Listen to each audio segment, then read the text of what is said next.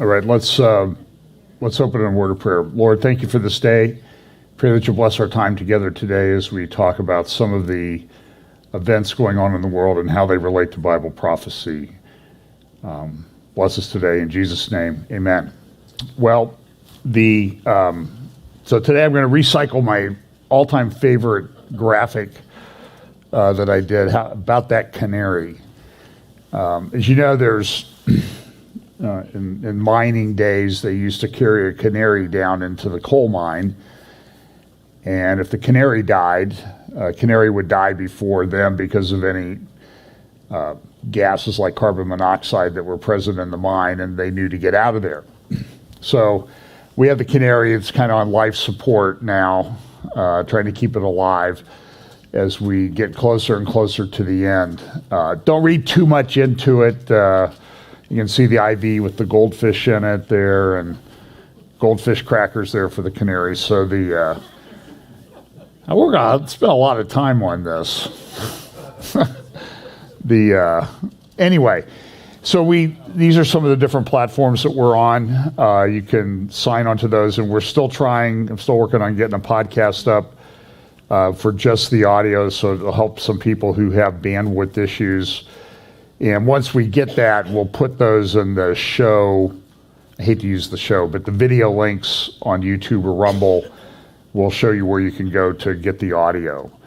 And I'm going to try to start listing some of the important articles that I look at each week, but sometimes I sit there and I'll look and I'll have 40, 50, 60 tabs open on my browser with articles, and going back and finding the ones that I actually had time to read and analyze gets a little bit difficult. So I'll try to do that, but my staff just doesn't work all the time, meaning a staff of one, me, and a wife who lets me do it. So we talk each week about the convergence of events, and there really are a lot of things. There are these different lines of Bible prophecy, and they all seem to be happening with different rapidity. This is a graphic I did a lot of years ago with some of the different things that I think that are important markers in Bible prophecy, starting back at creation, Tower of Babel, Noah's Ark, the patriarchs. That's the tomb of the patriarchs in Hebron, the development of Jerusalem, the kingdom of Israel, Judah, the split, the exile of the Jewish people, and then we have these events that we know are going to happen as we get closer to the end. And you're going to see the foundations of those laid, and things are going to happen really, really quickly, and they seem to be happening with some rapidity. So this is the grid that I've kind of developed, that I look at, the prophecy ACLU, acceleration. Things are going to be happening very, very quickly, and I think that's pretty easy to see in today's world. Things do happen very quickly. Sometimes, I'll sit down and I'll look at an article and I'll think about it, and that'll be on Monday or Tuesday, and then I get to Sunday morning and it's like, I'll see this article and it's like, that happened like a month ago, right? It's like, no, it happened 4 days ago. They were writing about that. It's just because there's so much that happens in between, and there'll be a convergence. Everything will be happening at the same time. They're all going to be converging at that sort of ultimate event, the second coming of Christ. And so, but as they get closer, it's almost like the vortex of tornado. And if you've ever seen one up close, you know that it can be very turbulent inside a tornado. And that's what it'll be like. It'll be almost like a vortex as everything converges.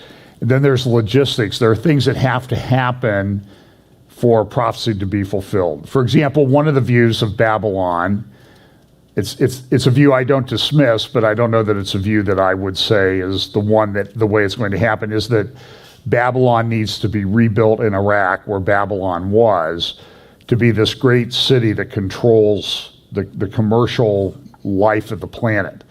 Well, if that's going to happen, then there's a logistical aspect to that. Rome wasn't built in a day, and Babylon won't be rebuilt in a day. So that has an impact on how we view things and the timing of things. And then again, as we get closer to the end, we'll have as Daniel chapter 11 and 12 say, that many shall be purified, made white, sealed up the books until the time of the end. Many shall be purified and made white and tried, but the wicked shall do wickedly, and none of the wicked shall understand. They won't really understand what's going on. Let me just ask you a question. When you look at the world today, does it appear that there are a lot of people that don't really understand what's going on? I mean, I feel like I live on a different planet from some people. I'll start off with one of those examples. But then it says, the wise shall understand. And this great passage that I read last week, Psalm 11, that I'll just do again, in the Lord put I my trust. How say ye to my soul, flee as a bird to your mountain? For lo, the wicked bend their bow, and they make ready their arrow upon the string, that they may privily shoot at the upright in heart. Are people taking shots at believers these days? It seems like everywhere you turn they are. Now, I'm not saying that we're in the midst of persecution like the first century church. At least here in America, there are places in the world where certainly that's going on. But then in verse 3 it says, if the right foundations be destroyed, what can the righteous do? And then it answers the question, the Lord is in his holy temple. In other words, God's in control as we see all of these things going on that we don't like. The Lord's throne is in heaven. His eyes behold, his eyelids try the children of men. The Lord trieth the righteous, but the wicked in him that loveth violence, his soul hateth. Upon the wicked he shall rain snares, fire and brimstone, and a horrible tempest. This shall be the portion of their cup. For the righteous Lord loveth righteousness. His countenance doth behold the upright. And so the answer to the question there is, what do we do if the foundations are destroyed? And the answer is God is in control, and God has this, and he has you. So let's look at some of the things that happen on a daily basis. Now, there's a school, I don't have a lot of graphics on it. There's a school out in Salinas, California, that's essentially, they're teaching critical race theory. And I think it was one of the teachers there said, my kids don't understand it. They hate learning about it. So the school system out there said, well, we don't teach critical race theory. But then somebody went to the website where the teacher lesson plans are, the sample lesson plans, and they showed this one, critical race theory, it says. And so whenever they say that, so you'll see the head of the American Federation of Teachers or the National Education Association, they'll get up there and say, I don't know what you're talking about. We don't teach critical race theory. Really? And then you go and look, and they have these things in there, and they teach something that comes from critical race theory, and they're implementing critical race theory, and that's the problem, because they're teaching kids to be racist. So when they say, well, I don't know what you're talking about, or when these lunatics on MSNBC go, there's no such thing taught in schools as critical race theory, they're gaslighting you. In other words, they're trying to make you think that what you see isn't really what you're seeing. And this is fairly common throughout the world right now. Now,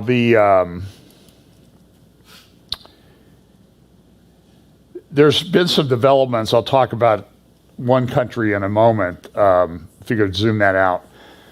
The Meta has unveiled a supercomputer.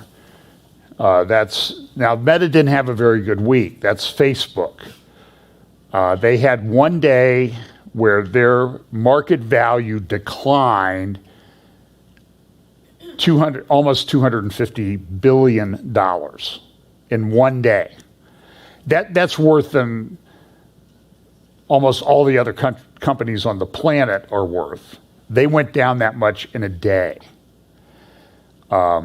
It's Mark Zuckerberg personally lost $31 billion in personal net worth this week. Now, let's be honest. It's probably not going to have an impact on his lifestyle. So if let's say he was worth $100 billion before this started, and now he's worth 69 billion. I mean, do you really think that he's like, well, I'm not going to buy that $150 million house that I was looking at or something like it doesn't, or, I guess I'm going to buy 40 Teslas instead of, 50.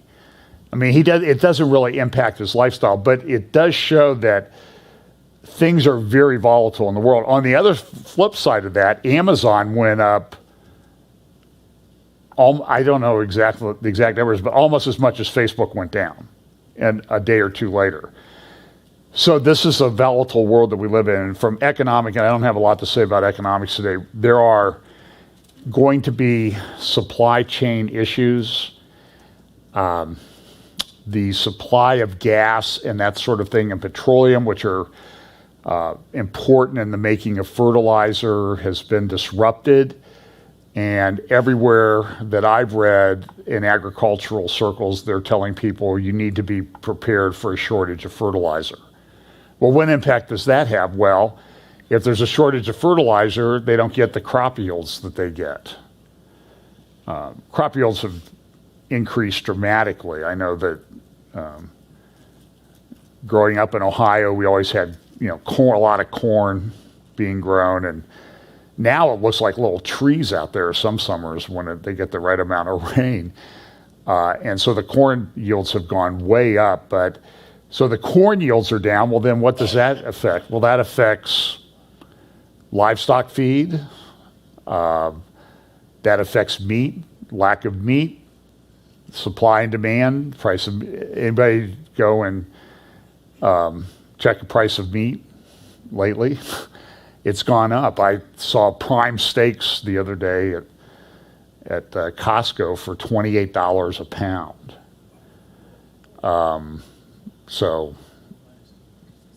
the hamburger at $4 a pound looks pretty attractive in that context.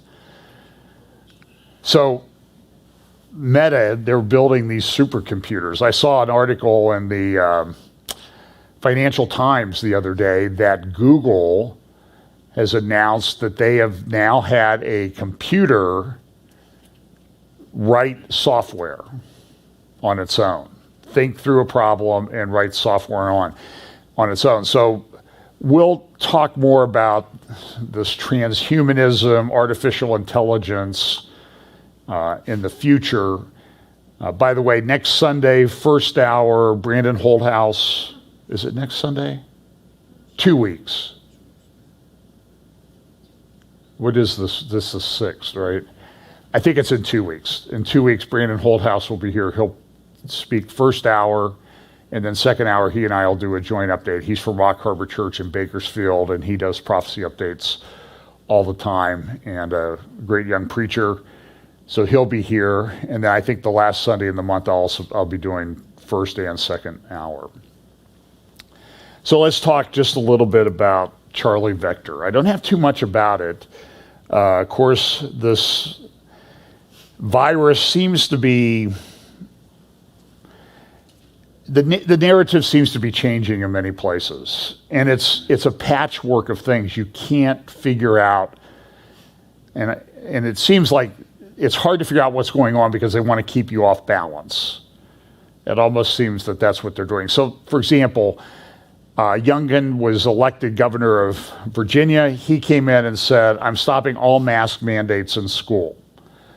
So what happened? In 7 school districts in Virginia sued him and said, you can't do that as a governor. Even though the governors have been going around saying, you have to do this, you have to have mask mandates and that type of thing. Now the governor can't do it. He can't. So the governor can't say, you don't have to do this. And the courts went along with him. They lost the court case. And in Loudoun County, Virginia, which is sort of the gold medal example of lunatics in charge of the asylum, I've seen video of them that the kids come to school without a mask and they are sent home and expelled and prohibited from attending school. I was talking to a friend who has a relative who goes to Baylor University, ostensibly a Baptist school. They got away from that a long time ago. But the tuition cost at Baylor, if you're not getting a scholarship or anything, is $70,000 a year. Well, they have a pretty strict rule in place that if you test positive for coronavirus, you have to stay in your dorm and you cannot go to class. You may not even be able to attend class virtually because the professors get to decide whether they will conduct a virtual class or not. Well, if they don't go to class and there's no virtual option, they get an absence. And if you get 3 absences in a class, you fail the class. So you're paying $70,000, you're stuck in the dorm where you may or may not get fed on a regular basis, and you get an F in the class. To me, that sounds like a class action waiting to happen. Up in Canada, of course, they've had this trucker protest, the Freedom Convoy or whatever they're calling it, in Ottawa, but now it's spread to other cities. It's been interesting. I was reading a lot of Canadian newspapers, and there's sort of no middle ground. They're either for the convoy and what the truckers are standing up for, or they think the truckers are a bunch of insurrectionists that want to tear down Canada. So they block streets in Ottawa. They're on their way they're coming into Toronto and other cities. Then there's this, you can't find out how many people are involved because the mainstream media just doesn't want to cover it. They're acting like it's a couple hundred guys that are doing this. But here's headlines. They're saying, well, we'll leave Ottawa when the Prime Minister does what's right. The Prime Minister, who has received all of the state-approved treatments for Charlie Vector 019er, tested positive for Charlie Vector 019er, and is left Ottawa, and somebody said he's gone all the way to British Columbia to isolate. Tremendous display of, he'll never be in an update of the profiles in Courage, that's for sure. I saw some ladies interviewed on the street in Ottawa, and they're saying, it's just terrible. These people, these truckers have come here, and they're all masked, by the way, so you can hardly understand what they're saying. But they all go, they're interfering with our freedom to move about the city. And it's like, that's the whole point, madam. 1, 2, and 3, that's the point. So there's, now that I hear there's truckers in the United States doing it, and of course some of the columnists, I think in the Toronto Sun, I read an article, and the columnist, she was just saying, these are horrible people. They don't care about anybody. They're selfish. We follow the science, and so what's happened is it's just created tremendous vision.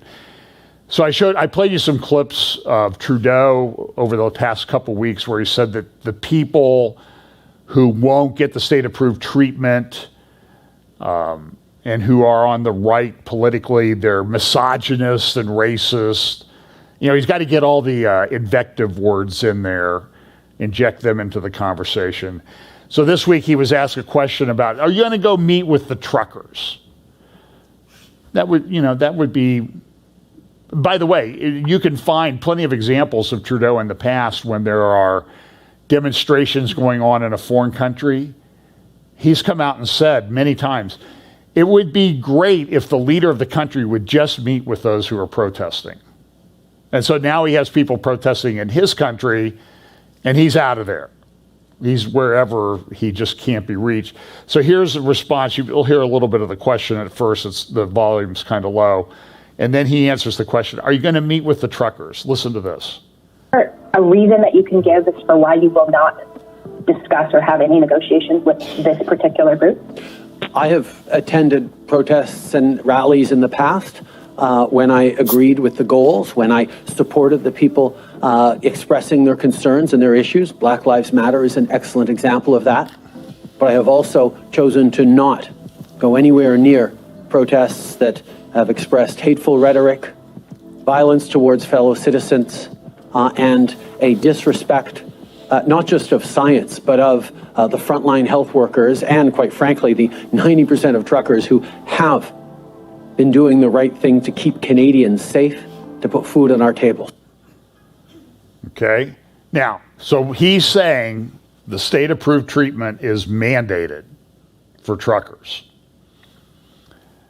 What did he say? Oh, this was early on in this dealing with Charlie Vector 019. Here's what he said in an interview. Allergy. What do you do with someone who's immunocompromised, or someone who, for religious or deep convictions, decides that no, they're not going to get a vaccine? We're not a country. What do you do? We're not a country that makes vaccination mandatory, for example, but we want to encourage everyone to get it. Okay, so we're not one that makes it mandatory. Well, we used to be that kind of country. I think OSHA has withdrawn their mandate that they went to court on. So now I'm going to focus mostly on the Middle East and some of the geopolitics going on, Russia and Ukraine. And I hope that you can see, or I can make it seem like all of this is interconnected. And a lot of it does revolve around Israel. The first thing I'm going to talk about is the Eastmed Pipeline and the gas fields that were discovered a number of years ago off the coast of Israel, because that plays into a number of different lines of Bible prophecy. And I'll talk about Russia, Ukraine. I'll talk about Iran, some of the things going on there, and China, Russia, and the Freedom Olympics in China, where all the athletes are now pretty much in quarantine and can't talk to anybody. So let's talk about the Eastmed Pipeline. So a few weeks ago, I'll give you some historical background, and then I have about 2 5 or 6 minute videos, some of which have some quotations, some talking in them. I'll talk over the rest because I think you can it'll help you get an understanding of what's going on in the Eastern Mediterranean and the interrelationship between Israel, Lebanon, Syria, Turkey, Russia. It's all in Europe. It's all interrelated in my view. So a few weeks ago, the U.S. came out, and this would have been January 10th in Athens, the embassy in Athens, came out with a statement and said, look, they're talking about this Eastmed Pipeline. We don't agree with it anymore. We used to support that. It was not supported by the Obama 1 and Obama 2 administrations, and now the Obama 3 administration is not supporting it. Trump and Pompeo did support the Eastmed Pipeline. I'll tell you what the Eastmed Pipeline is. And there's this interview with a guy named Hochstein that appeared in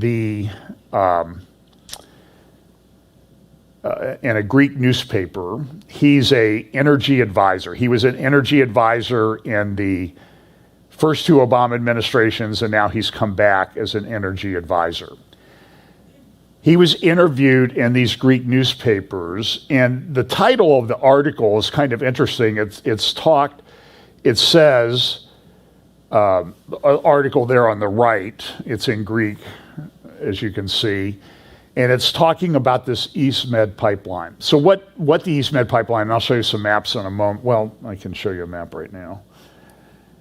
The Eastmed Pipeline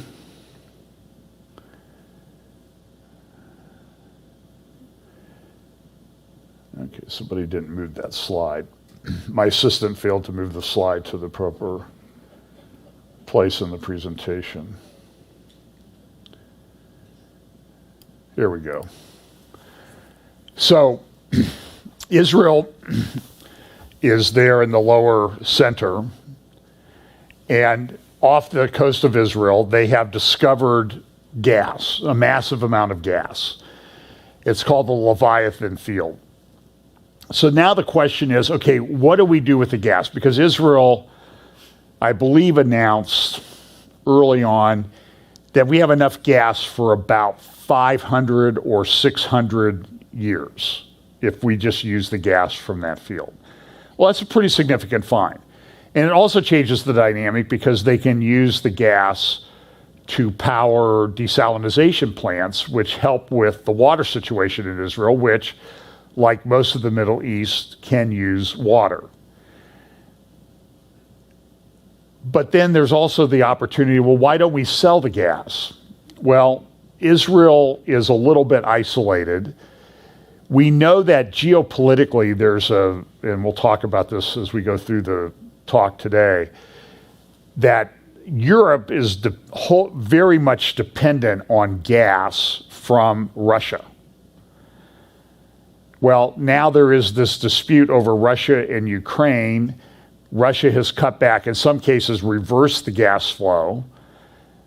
About a third of Russian gas that goes to Europe goes through pipelines in Ukraine. So Ukraine gets money from that. So they don't want to shut down the pipelines, and Europe doesn't want them to shut down the pipelines because, I mean, my friends in California don't really understand this, and Florida people that used to live up here have forgotten it in many cases, that it gets cold here in the winter. It's been very cold the last week. So you need gas to heat homes. Well, the gas prices are up somewhere 300, 400, 450% in Europe right now. And so it's costing people a lot of money to heat their homes. I don't know if they do like our government does. When something's going up in price, they exclude it from the inflation calculations so they can skew the numbers a bit. So one of the proposals has been to build this pipeline from Israel up to Cyprus, from Cyprus over to Crete, from Crete up across to Greece, across Greece to Italy, and then connect other pipelines into Europe. It would be an incredibly expensive project. Estimates range from $6 to $10 billion, and experts are saying we don't even think they can do it for that.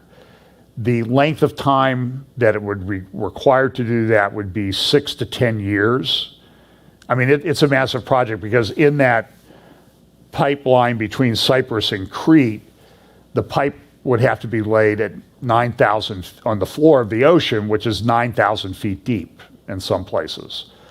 Well, that puts a lot of, that much water puts a lot of pressure on the pipeline, so you have to construct it extra heavy duty. It would be easily the largest, longest, most expensive pipeline project in human history because of the engineering, the cost, the time. It would be, and I think it can be done. I think it's feasible. The question is, do the economics make sense? Because once you invest that much, then you got to make sure you sell enough gas to pay back the cost. And you'll see that there's some other pressures that I think, so everybody's wondering, where do we go when we get rid of this narrative that's controlling Charlie Vector 019er? Because they seem to be backing off that. So certainly everything's going to go back to normal and they're going to let us alone, right? How many believe that? Well, if you believe that, I have a pipeline to sell you. So it would be a massive project. So what happened was when Israel entered into an alliance, and you'll see this in the video in a moment. Israel entered into an alliance on the pipeline with Greece and some other companies. Now it's interesting. So Hochstein, who's this U.S. guy, is cited in some articles in the Greek newspapers that the United States no longer supports this pipeline. Well, this has geopolitical ramifications all over the place because Israel was really counting on it. Even in terms of Bible prophecy, some of us look at Bible prophecy and we look at this northern alliance that comes down against Israel in the latter days, Ezekiel 38 and 39, and it says, I will put hooks in your jaw and pull you back in.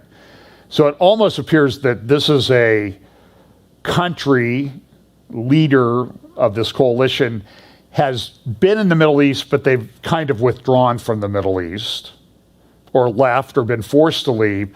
But then it says, I'll set a hook in your jaw and I'll drag you back in. So there's a lot of speculation, like what does that really mean?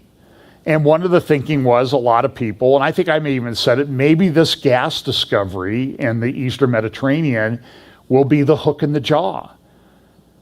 Because, Russia, Russia or Turkey or somebody will be running out of gas someday, and they'll need to get other gas supplies. Now, you might think after today that it has nothing to do with anything, but I think it does have a lot to do with things Bible prophetically, even if the project doesn't go. But it's interesting. Here's the title of the article in this Greek newspaper. And it's titled, 7 Questions for the Eastmed Pipeline. Who wins and who loses if the pipeline construction is called off? And here's some questions. What is the pipeline that the U.S. characterized as a hotbed of tension? What is the pipeline that the U.S. characterized as a hotbed of tension in the Eastern Mediterranean? And then there are a number of other questions like, is it feasible? Is the cost done? But then another article is titled, The Eastmed Gas Pipeline and the U.S. Stop, and it talks about the fact that this changes the chessboard of geopolitics in the Middle East. That's the word that they use in these articles. So Greece doesn't like it because they were in alliance with Israel. So you had Cyprus, Greece, and Italy, and they'd all signed off on this pipeline. They had actually formed a confederation. They didn't include Turkey, though. But as you can see from the pipeline, whoops, that's not the pipeline. Oh, it's way back in my presentation. Turkey's not anywhere near really the pipeline, except that when you look at, so there's the Leviathan Field, and understand too that this is a big point of contention between Israel and Lebanon. In fact, this week they will be having negotiations over where do we have the line of demarcation of the field. I mean, how do we draw that line out from the coastline? Israel says it goes straight sort of up at an angle. Lebanon says it should go out. And so as a result of that, because of the dispute, the gas exploration and drilling really hasn't started in part of that field because, of course, Lebanon says it's ours. And it's affecting the Lebanon economy because Lebanon can't get the money, and Lebanon desperately needs money. The other thing, too, is the pipeline will go to Cyprus. Well, Cyprus is split between Turkey and Cyprus. Turkey took over part of Cyprus decades ago, and they won't give it back. So that's why you see on the Cyprus island there, it's GCA, and then you have TRNC, which is the Turkish-controlled part of Cyprus. It's because they control part of Cyprus, Turkey says, well, we're entitled to all the property. So there was a Turkish academic who wrote a thing in Turkey Scope last year, and I've talked about this. So Turkey says, well, we should just have like a joint area economic zone between us and Israel, and you can see the coast of Israel to the coast of Turkey, and we should develop things jointly in that area. And why is that? Well, because there's not much gas around the coast of Turkey, so Turkey's looking for ways to either get money from the pipeline or to participate in the gas. And this is Erdogan. He's like, when I see geopolitics in China, I think of the movie Independence Day, where these the aliens were coming to Earth because they were just like these locusts that came and devoured everything. They were looking for more food and places to take over and pillage. And Turkey's kind of like that. Turkey doesn't have a lot of gas resources. So they talk about this economic development zone. And then what Turkey did to block it was they entered into an agreement with one of the factions in Turkey and Libya and said, well, we're going to develop a economic zone. It's called an EEZ, exclusive economic zone, for Turkey and Libya. And they entered into an agreement with a faction in Libya that didn't even control that part of Libya because they're having a civil war in Libya. And so then Turkey says, well, we have the exclusive rights. We project our power across this zone. You can't put your pipeline here. Unless, of course, you pay us a transit fee. So so here are some of the fields. Here's a picture when they're putting the alliance together. Greece, Cyprus, Israel, and then Mike Pompeo is there. Here's another graphic of what the pipeline would look like. And Turkey doesn't like it, as you'll see in a moment. So they have this, they're trying this blocking thing. So here's a video that was on Turkish television, and it's really pretty well done. These are some of the gas fields that have been discovered. And what you'll see in this video is they interviewed this Hochstein guy. So they get this thing to come out from the State Department, and almost immediately, here comes Turkey with a propaganda video. It's it's incredibly well. I love these graphics. And so this is where Egypt has a gas field. And you can see off the coast of Cyprus, they have these gas fields. And then one of the ways to get these to market would be liquefied natural gas. They have liquefaction. They convert the gas to this, to liquid, and put it in a boat. But in order to further market its gas reserves and diversify its exports away from Egypt's LNG model, Israel decided to promote a controversial project, the Eastmed Pipeline. This idea really started at the end of 2015 this is and Hochstein. 2016, and discussions between the Israelis and the Cypriots in the group. Now you have to think about the mindset of 2015, 2016. We were in the height of the battles in Europe over access to gas. And so the State Department under Hillary Clinton and subsequently John Kerry, they got involved in this. And they were sort of supporting it. Of course, one of the big point people in the Obama administration was a guy named Biden to meet with these people and give sort of lip service, yeah, I support this project.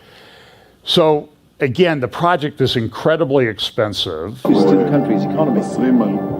This is a pipeline will start somewhere in the Eastern Mediterranean, maybe in the Israeli fields, Leviathan being the biggest, and then go to Cyprus. And then from Cyprus, it goes west to Crete.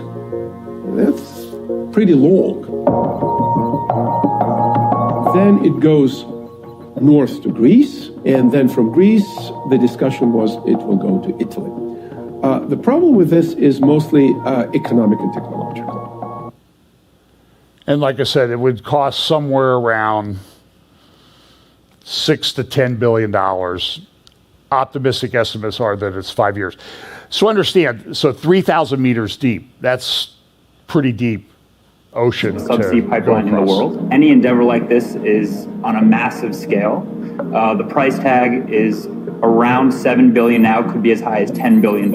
And the construction of it could take maybe even a decade if you look at other past pipelines in terms of delays, permitting. The pipeline is also entrenching geopolitical fault lines by leaving Turkey, the country with one of the longest coastlines in the region, backed into a corner. Now, okay, this is a Turkish television, TRT World, production, so they're pro-Turkish government. And it's interesting, the graphics that they use, because you may have heard me talk about Turkey's blue water doctrine. And you see how they made that sort of a bluish area around Turkey? So the blue water doctrine means that Turkey considers the blue water, the light blue water there, part of Turkey, because they want to be able to control the resources coming out of the Eastmed. So they do that by extending their coastline out and their continental shelf. This is not really recognized well in international maritime law, but it shows you one thing. When we talk about Ezekiel 38 and 39, it talks about Togarmah and Meshach and Tubal, and there's no question that that's Turkey. So Turkey plays a pivotal central role in the end times and is now in the control of an Islamist, a jihadist. Erdogan has been in control now in Turkey for about 20 years. He'll be 68 in a couple weeks. He's 2 days younger than I am. Doesn't mean anything. It's just how I remember how old he is. By the way, he tested positive for COVID just yesterday or the day before. Says he's doing well.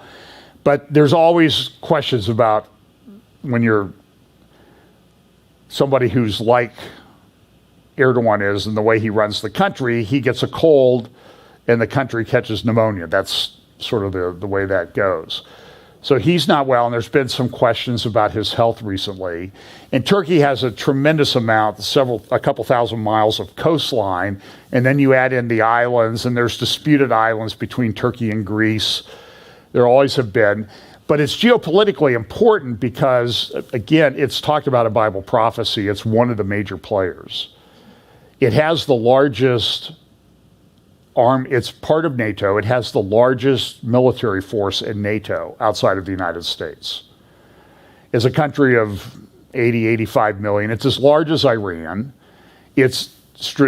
Israel's very strategically located between the three continents of Asia, Africa, and then on to Europe. Turkey is as well. So they have these pipelines that cross Turkey. You'll see that in just a moment. So Turkey's very important, and then this crazy thing.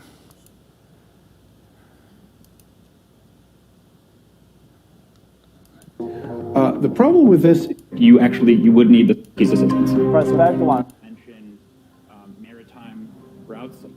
With one of the longest coastlines in the region backed into a corner. You know, Turkey does claim the longest coast, largest EEZ in the Eastern Med, especially when you consider its close relationship with northern Cyprus. So, in my opinion, one of the reasons why I would bet against the Eastmed Pipeline being completed is because Turkey is not included. And I think that for a successful pipeline project, you would need the support of Turkey, financial support, logistics support, not to mention maritime routes. It would be near impossible to complete a project of this size and this scale without Turkey's assistance. President Erdogan saying there could be But Turkey controls the Bosphorus, the Dardanelles, and that passage between Asia Minor and Europe. to go from Egypt, Israel, possibly to Cyprus, and then turn right and go to Turkey, and then connect to a number of gas pipelines that Turkey already has. That makes more sense economically and technologically. You can have a pipeline from Israel. It's much easier and cheaper to go through Cyprus to Turkey, and Turkey's already interconnected with Europe. It is interconnected with all its neighbors. So makes sense to have a hub there. With its strategic position, Turkey bridges the gap between the Western and the Eastern countries and is a connection point between the supply and the demand of natural gas. As long as I was the special envoy of the Obama administration, we had an open dialogue with Turkey. From dialogue with President Erdogan, and at the time, Berat al-Bayrak was the Minister of Energy. Energy was in many of the conversations between Vice President Biden and President Erdogan, with Secretary Kerry, etc. And we had an open dialogue about this issue on a regular basis at all levels. And so now the question is, are they going to go through and build this pipeline? Or are they going to go straight up to Turkey and connect to pipelines that are up there? And Turkey wants that. Of course, they'll get transit fees for that gas. But Turkey controls this area, the Bosporus and the Dardanelles. They actually just built a big bridge over the Dardanelles. They control this part of northern Cyprus, which in some parts it's been uninhabited for 40 years. And Turkey has this blue water doctrine that one of their military guys very close to Erdogan developed that says, well, it's not just the land of Turkey, it's the blue water around Turkey that's part of Turkey. So there's a lot of dispute in this area. Now I'm going to play another clip and show you the interesting graphics at the beginning of this clip as to how this is supposed to go. Look at this. So they took off, and they actually have the chess pieces and that sort of thing in the beginning of this. So this is like the chessboard of geopolitics. And I would say it's kind of a chessboard of end times prophecy.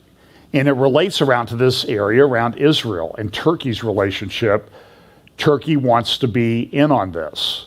And then look at this graphic of Erdogan's palace in Ankara, this 900-room palace that he built. Oh wait, that was the Israeli parliament building, wasn't it? Anyway, so you see the very good graphics, very well done. But this is sort of playing into politics because you have the pipeline issue with Turkey, you have the pipeline issue with Ukraine. Russia has their really only warm water seaport that in Sevastopol, which they took over on the Crimean Peninsula back in 2014. And to get in and out of there, they got to go through that narrow Bosporus that's controlled by Erdogan. So that's why Erdogan plays everybody like a fiddle. So there's a lot of questions as to whether this thing is going to happen. But mind you that this has elevated the importance of Turkey. That's something that we've been talking about in Bible prophecy for years. I've told you the story. I was at dinner once with Chuck Missler, and I said, Chuck, this is probably back late 2008 or 9, maybe even before. I said, do you get excited about all of this? And he goes, well, I would watch Turkey. When you see Turkey rise to prominence, then you can understand that a lot of things are happening in Bible prophecy. So here, Italy says, well, we supported it, we signed on to it, but we're not so sure that we support this thing anymore. Here's an interview with this guy who's a geopolitics scholar. It would work if Turkey was in it. And you can see how this is a Turkish propaganda piece. So here's the economic zone between Turkey and Libya. And again, the agreement was signed with the faction that doesn't even control that. This idea was in 2016. No movement has been done except for signing some contracts and MOUs and signing maps and big hoopla of politics and politicians signing all kinds of things. But feasibility study that was promised is not yet complete. The EU hasn't actually endorsed this project, even though some ministers in the region talk about EU as supporting the project. They've agreed to do a feasibility study. That's a big difference. But what's important is for none of them was this really economic and commercial and corporate. It was being driven by politics. When you're doing multi-billion-dollar commercial deals, they should be driven by the commercial side, not by the politics. The politics should support it, but they shouldn't drive. Feasibility of the Eastmed Pipeline. Still, somebody from the private sector, some big company, should invest here between $5 and $6 billion in order to build this project, and I hope that it will take place soon. An estimated $7 billion. When they talk about this cost of $6 billion, which is a number that I don't believe, This is one of the big issues I think. not only is it going to be more expensive because this is a complicated project, but the cost of finance for fossil fuel projects is really high. And it's going to go up.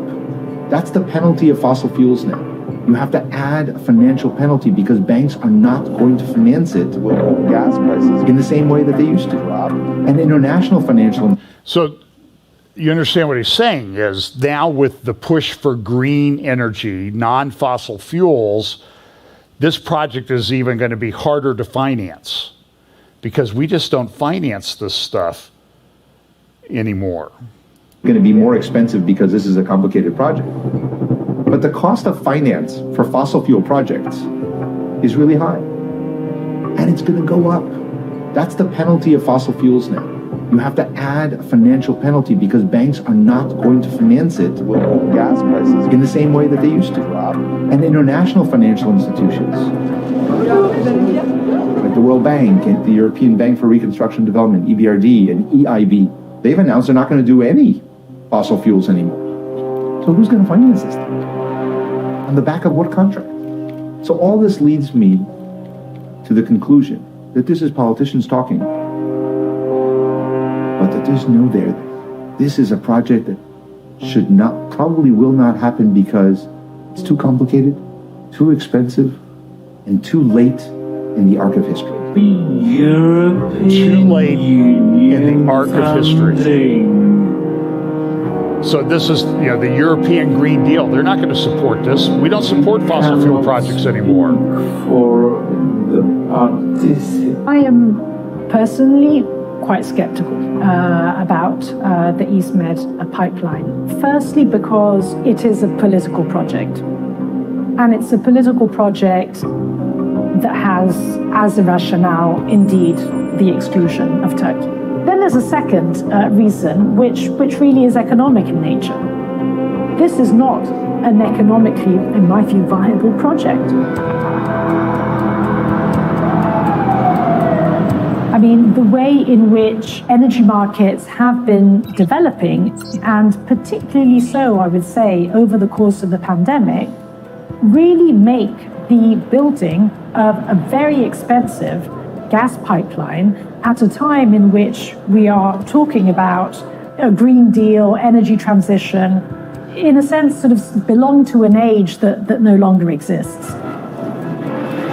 An age that no longer exists. I think that in the current post-COVID state, I would not put money on the project being completed. I think there's too much gas, and Eastmed would have to compete with the Southern Corridor. The Trans-Adriatic Pipeline TAP just came online as part of TANAP and the rest of the Southern Corridor. Turkstream is also online. Not to mention, there's now a proliferation of regasification facilities and floating liquefied natural gas facilities that are coming online all over Europe and including the Mediterranean. So there's enough already existing infrastructure. There's enough gas that's been developed.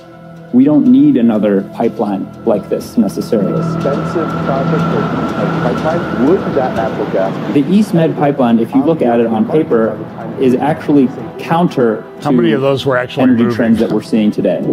That's because there's an increased push in the Western world to decarbonize the economy, decouple economic growth from hydrocarbons, and that includes natural gas. Especially when you consider who's the target customer, it's Europe. But Europe just passed the European Green Deal.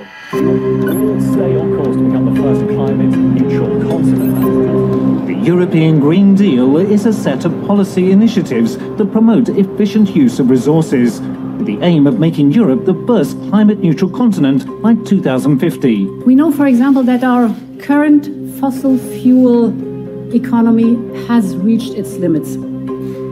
And we know that we have to move on to a new model, and this is why we set out to make the climate goal not only a political aspiration, but also a legal obligation. So here you see shaping a secure and sustainable energy future for all. This is the UN's Sustainable Development Goals. Green energy. We've moved on from carbon. That era has come to an end. So when I said earlier, where is all this going? What happens when the Charlie amazing thing about Vector goes away? Is that it's connected with so many of the biggest issues that the international community faces. Syria, Iraq, Israel, Russia, EU. And ultimately, the success of Eastmed will come about if Turkey is part of it. Because at the end of the day, it's not about natural gas. This is about regional power, cooperation, and we always have to remember that. This is not just about natural gas molecules.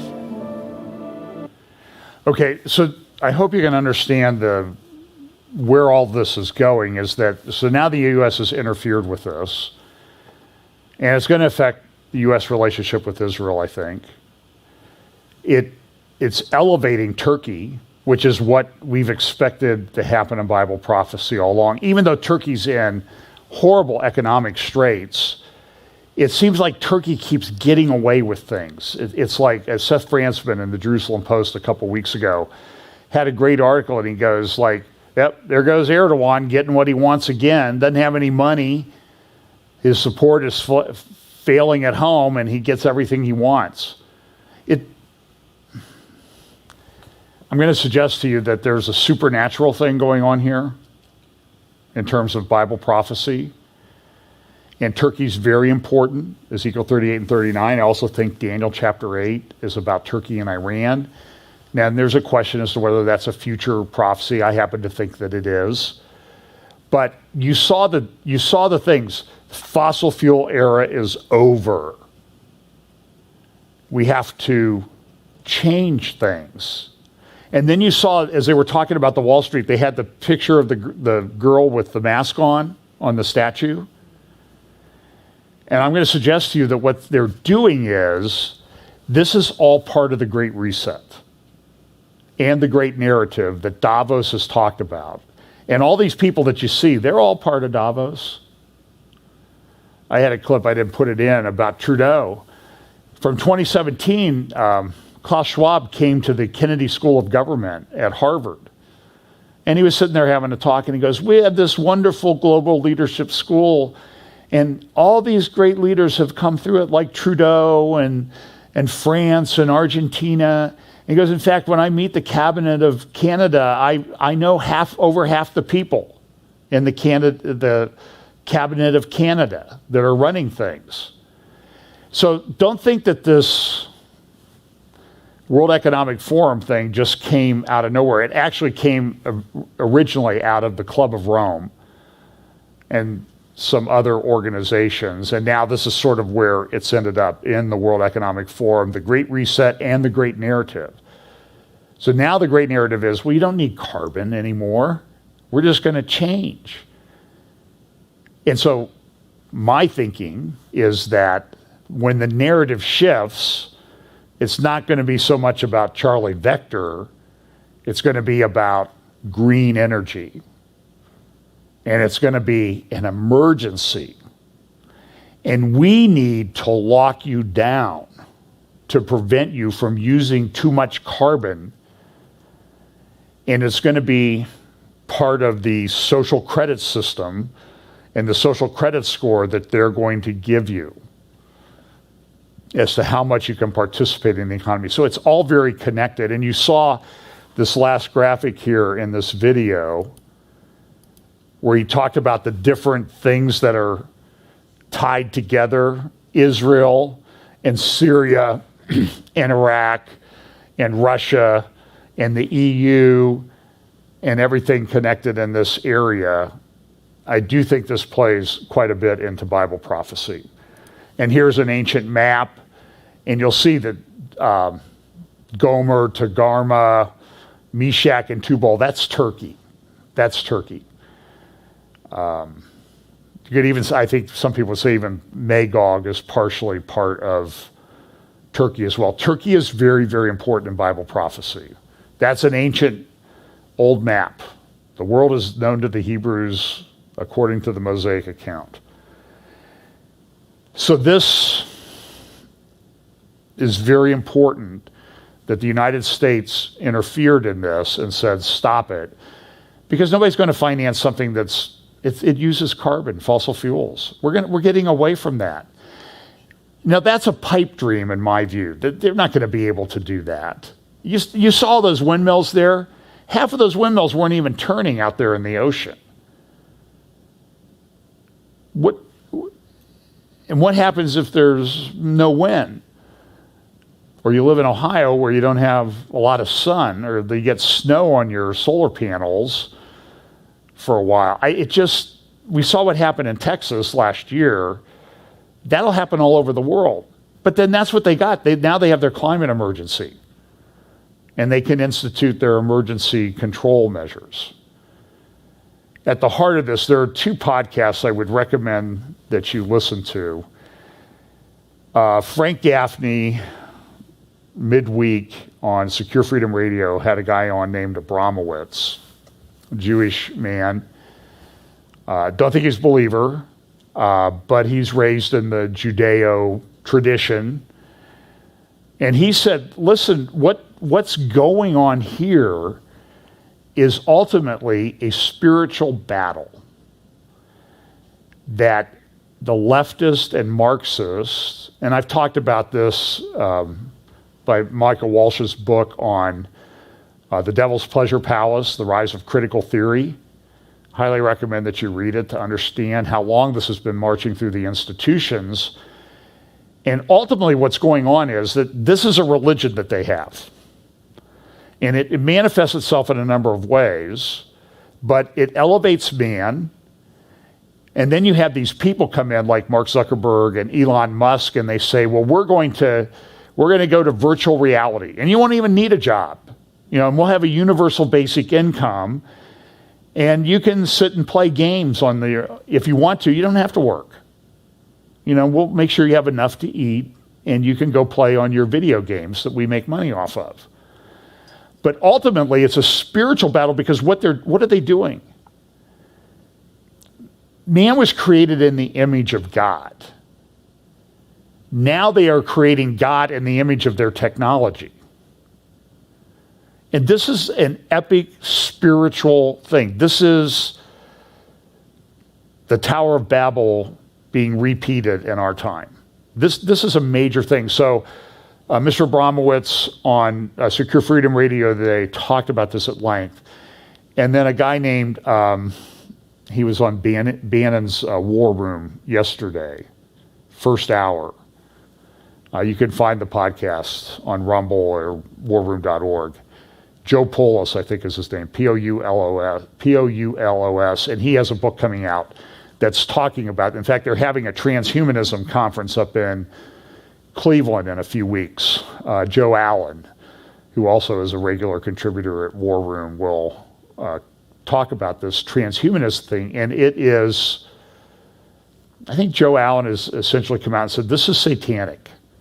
And it is a spiritual battle. And so what do you see happening? You see this, we wrestle not against flesh and blood, but against spiritual wickedness in high places. And it all sort of ties together. So let me just look at a couple. Here's Iran.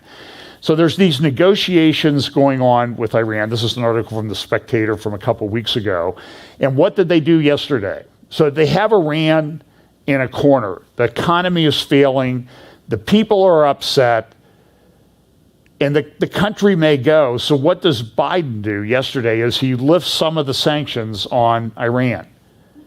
It makes no sense. They're like, you lunatics, what are you doing? And the word I heard, and I haven't had a chance to research it because it just happened, they may end up getting $29 billion out of this. That'll keep them afloat. And they're causing problems. And so they have this guy named Robert Malley, who's one of the main negotiators. Now, some of the people in the negotiating team in Vienna for the United States, they quit.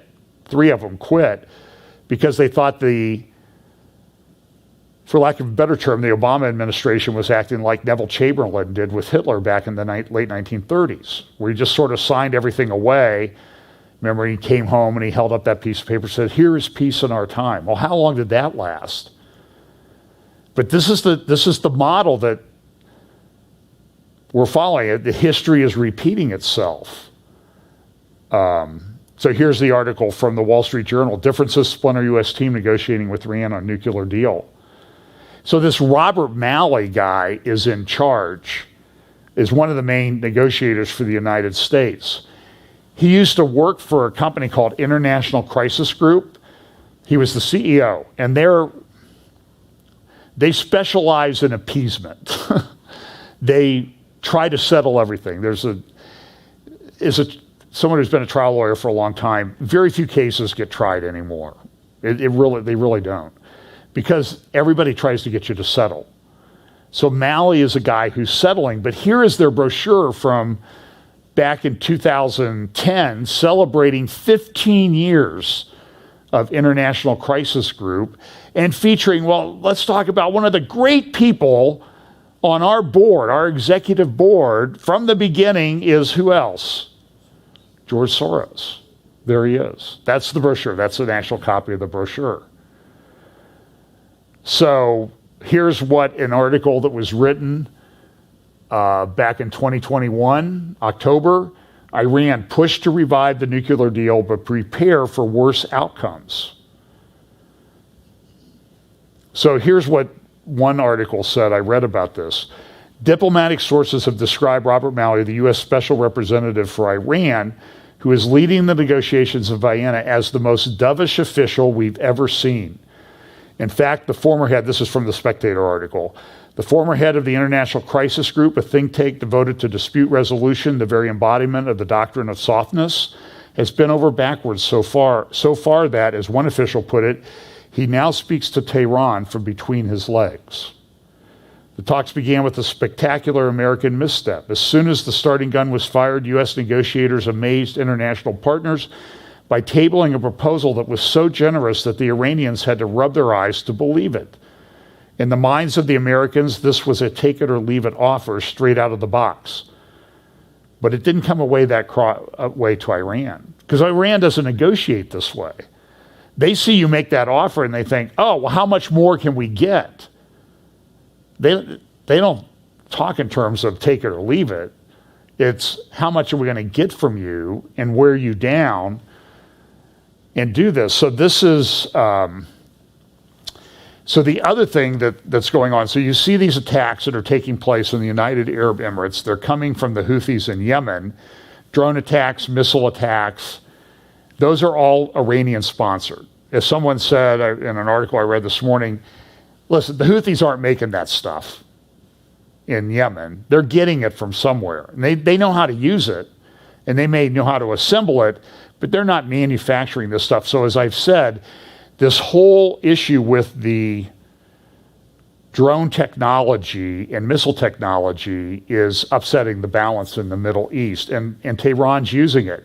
Here was a jihadist group that a couple years ago, last January, a year ago, tweeted this. It was one of the Righteous Promise Brigades from Iraq. They're a Iranian-backed Shiite militia. They published this. What do you see there? You see a drone flying into what? The Burj Al Khalifa, the tallest building on the planet. It's like over half a mile high, like twice the height of the World Trade Center, or close to it. I mean, and so what are they doing? They're doing a drone attack on that building. Iran and Russia. This is an article from the Jerusalem Post by Seth Frantzman. Iran-Russia ties are the new Middle East. Raisi went to Russia, I talked about that, to meet with Putin. He said these are important talks. Russia is calling on the U.S. not to supply weapons to Ukraine, and Turkey is offering to host Russia-Ukraine talks. This means that the Iranian leader's visit is a part of a larger Russian policy that stretches from Europe to the Middle East. Tehran sees Moscow as a key partner along with Beijing in its quest for more power.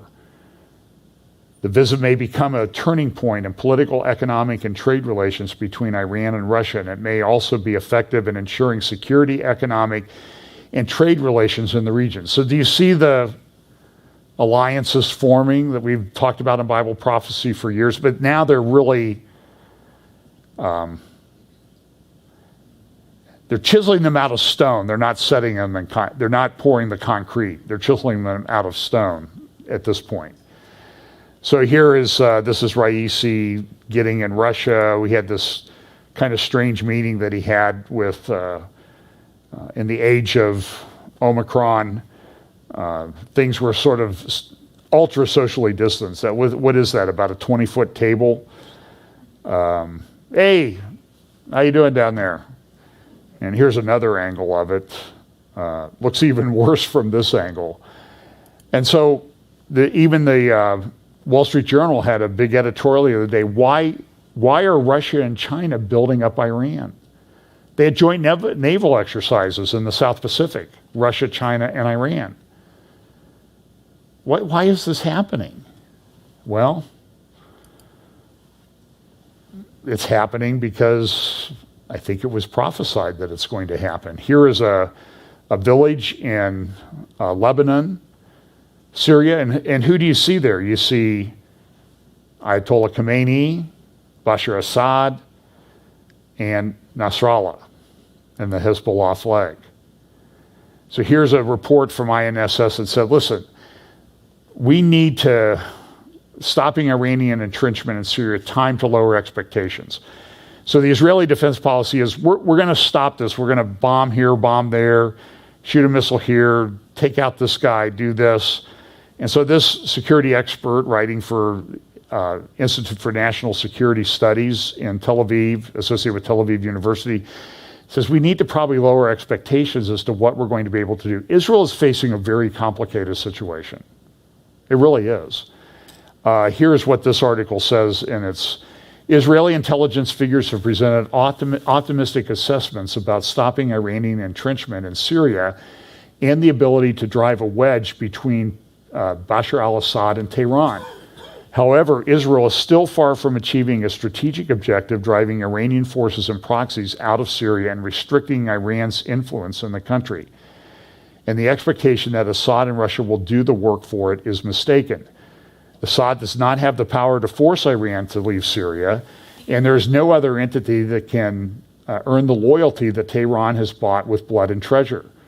Therefore, Israel must persevere with its ongoing campaign against the military entrenchment of Iran and its proxies in Syria, while seeking cooperation with local groups opposed to Iranian influence in the Assad regime.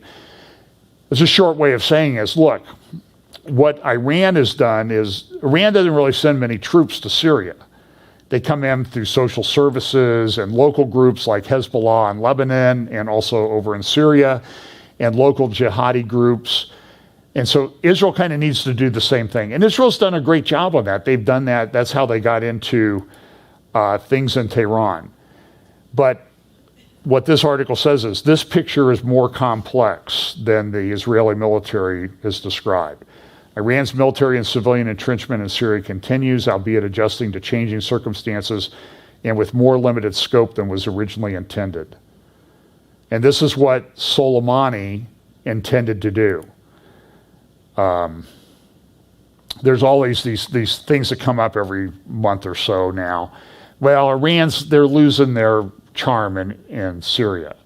And this article says, no, that's not true. Assessments of a rift in relations between Iran and Assad are exaggerated and have two critical holes. First, it is hard to believe that Assad is ready to give up a secure strategic partnership of 40 years standing between Syria and Iran for the sake of potential benefits in the form of improved relations with the Gulf states that supported rebel groups that almost toppled his regime. And second, Iranian military advisors and Shiite militias still play a critical role in protecting the regime as the country's war is far from over. That's exactly right. So don't expect this to change anytime soon. The idea that it's possible to drive a wedge between Tehran and Assad and persuade him to remove the forces operated by Iran from his country is optimistic and unrealistic. So in other words, look, we know this is coming in Bible prophecy. We know that this is going to happen, and it's a very, very difficult thing to deal with. Let's see.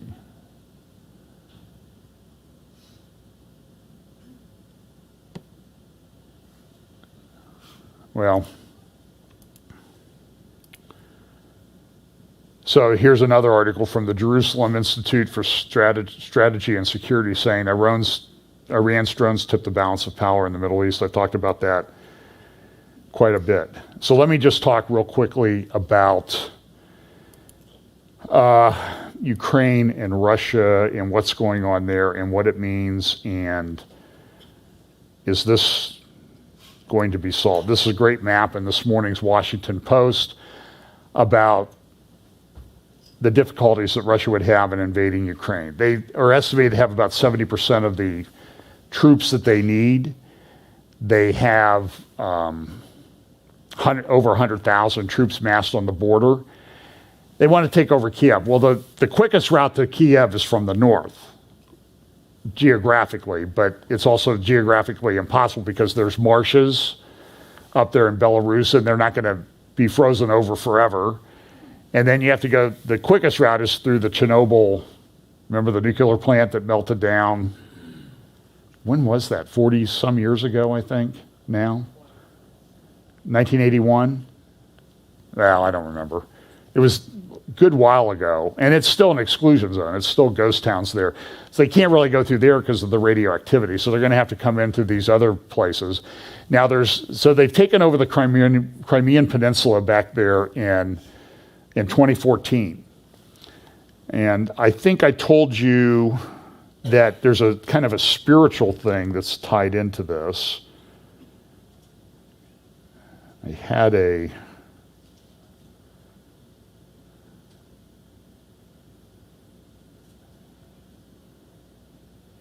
goodness gracious.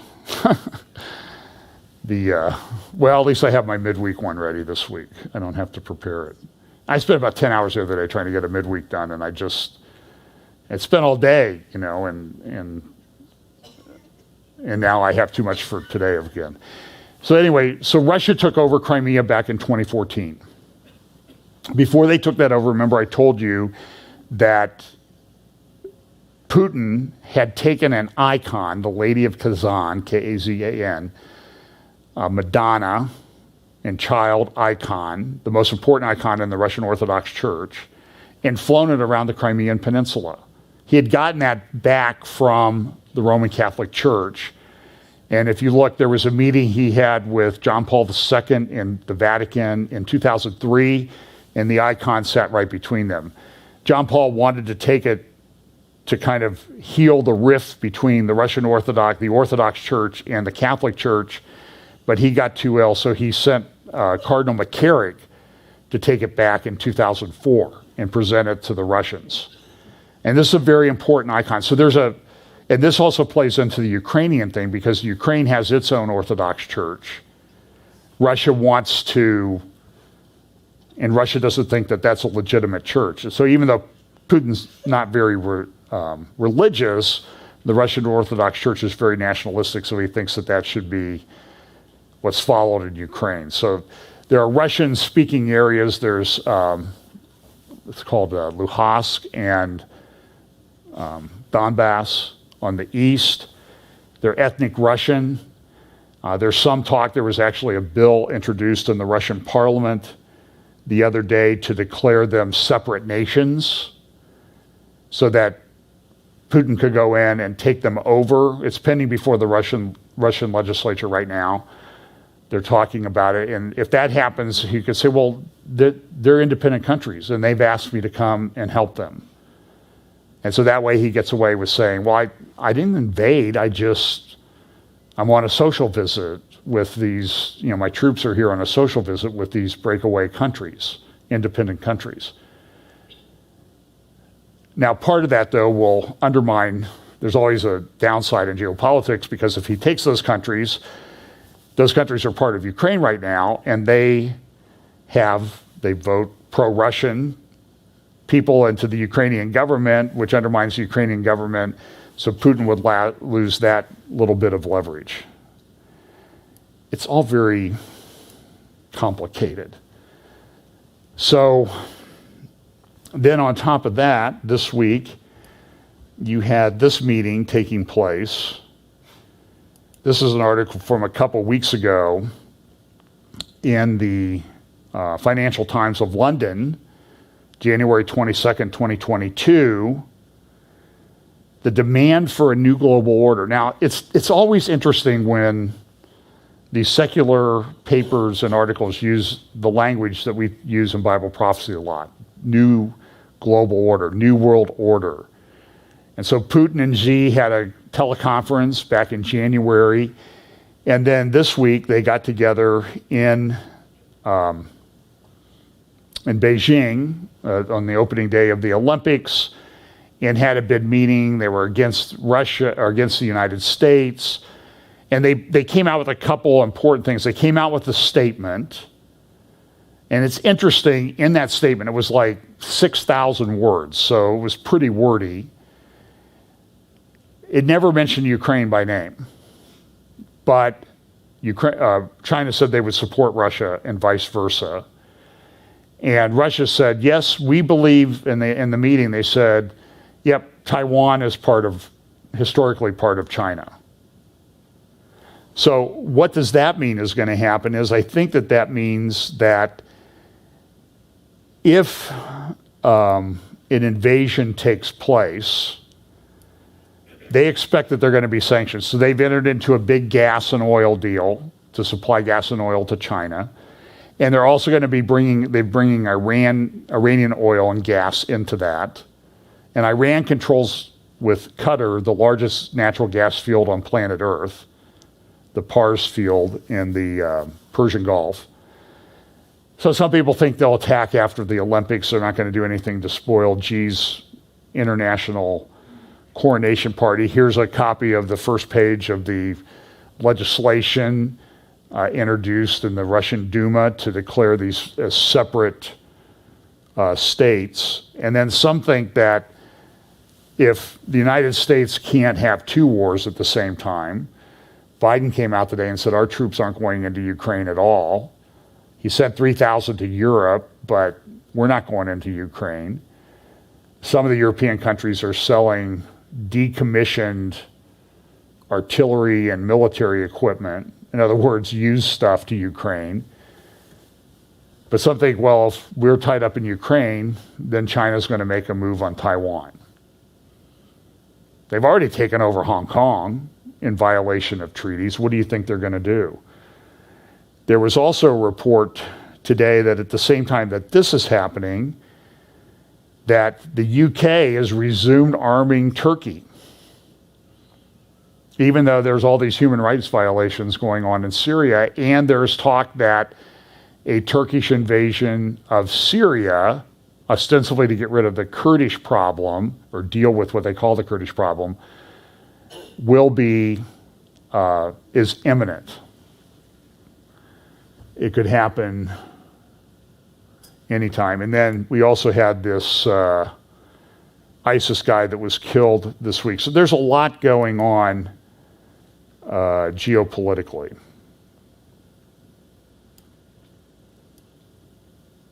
And I think I've reached the limit of all of our wanting to sit here. So I will put something up this week, I promise. Pam, you're going to have to shovel the drive the next time. Thank you. Everybody out there thanks you for your sacrifice. This is kind of interesting. So the president of, just a couple more things. So the president of Israel, Herzog, went to the United Arab Emirates this week. While he was there, the Houthis shot a drone. They then shot, he was in there, it was intercepted by the United Arab Emirates. I think they used a Patriot missile battery or an Iron Dome battery to shoot it down. But it happened while he was there. It was to send a message. And then after that, Iraqi militias sent drones from Iraq down towards Dubai as well. So this drone thing is very difficult. One of the Houthi commanders came out and said, listen, we're planning a big blow on the United Arab Emirates. You think you're wealthy and you got all those big buildings and resorts and fancy hotels, and you have these expos, and you're even building the Abrahamic House of Faith, with a synagogue, mosque, and everything that's supposed to open this year. We're going to send thousands of missiles and drones in one attack on you guys. So we'll see how that goes. I mean, I hope it doesn't happen, but it will show what they can do and how disruptive they can be. And so this is the way the Iranians are negotiating in Vienna. Danny Gantz also went to the United Arab Emirates, to Bahrain, and really in a first, he flew over, official flyover by an Israeli government official over Saudi Arabia. And there's a lot of talk in the background that Saudi Arabia is going to come into the Abraham Accords when King Salman passes on. They will not do it while he's alive, but he may not last forever. So Gantz went to Bahrain, signed a defense pact with them. So I will talk about this in either a midweek or a separate presentation. But one of the things that's characteristic of the end times is this hatred of the Jews in Israel. And Amnesty International came out with this report this week called Israel's Apartheid Against Palestinians. It's very interesting when you analyze it. It's just a screed. It is total left wing. There were a group of progressive Congress people that came out and said, yes, Israel needs to, well, I don't know exactly what they said in their letter. They issued a statement. Let's see here.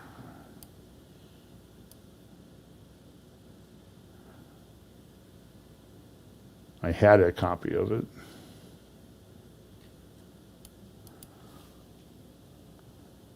Progressives tell Congress to nix. So they come out and they said, yeah, Israel's got a problem. You should get rid of the Abraham Accords too.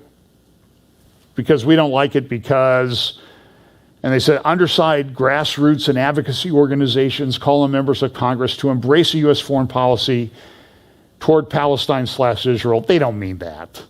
They don't care if Israel exists. That is rooted in human rights. While masquerading as peace and diplomacy, the Abraham Accords and this legislation are in fact an endorsement of arms sales and political favors between the U.S. and authoritarian regimes. This dangerous approach to foreign policy in the Middle East harms the most vulnerable communities already subject to systematic. See how they take the language that they use about vulnerable communities here in the U.S. and they just sort of port it around the world when it's convenient for them. And here's some of the organizations that signed on to this. You look down there, you see, who supports this? Oh, the Council on American Islamic Relations. We have Congress people who belong to that group. Linda Sarsour's group is on there. I can't remember what hers is. Jewish Voice for Peace, Action. It's a big left-wing organization. So this report from the, what was the organization that I said? Amnesty International. They redefined apartheid. They're saying, well, the definition of apartheid is this, but we're just going to redefine it a little bit so it applies to Israel. And essentially what they're doing is they're calling for the dismantling of the Jewish state. If you want a great article, 3 great articles on it. Caroline Glick, CarolineGlick.com. Melanie Phillips at Substack. Just Google Melanie Phillips Substack and you can get her article on this.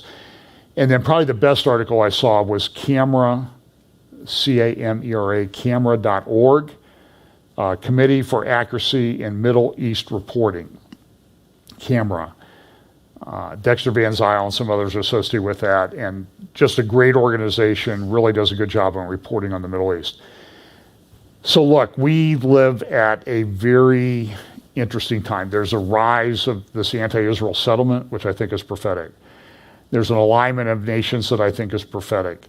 There is an overarching narrative about to take control of the world economy. That's prophetic. And there is a spiritual battle going on behind the scenes in this. This is spiritual battle in high places. It is behind the scenes. We know from reading Daniel chapter 10, there's a prince, a demonic power behind Persia, Iran. I think we're seeing that manifest itself. So look, it's the acceleration, the convergence, The logistics are coming into place, and hopefully we'll be people who'll be able to understand what's going on. So, great time to be alive. At the first coming of Christ, he said, listen, the prophets long to live in the day that you live in. We should be glad that we live in the day that we live in. As tough as it is, God is in control. Keep your foundations, put on the whole armor of God, share the gospel, and God has this. Let's pray. Father, thank you so much for your word. Pray that you'll bless us this week, give us opportunities to share the gospel, and help us to have the courage to stand for our faith in increasingly difficult times. Bless us this week. In Jesus' name, amen.